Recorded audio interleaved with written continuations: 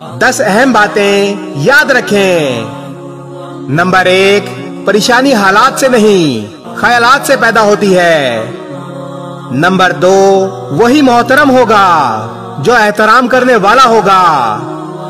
Number 3, खुशनसीब वो है जो अपने नसीब पर खुश है। नंबर 4, जो खामोश रहता है वो इज्जतदार रहता है। नंबर 5, सबसे बड़ी कुव्वत बर्दाश्त है।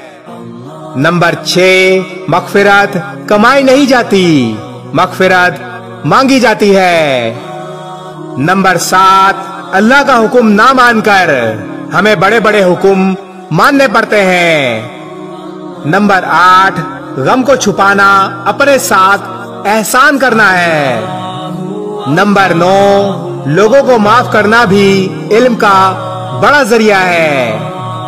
और नंबर 10, अल्लाह का बड़ा करम है, उसने हमें भूलने की सिफत दी, वरना एक गम हमेशा के लिए गम बन जाता। इस वीडियो को शेयर जरूर करें, हो सकता है आपके एक शेयर से ये बात किसी के दिल में उतर जाए।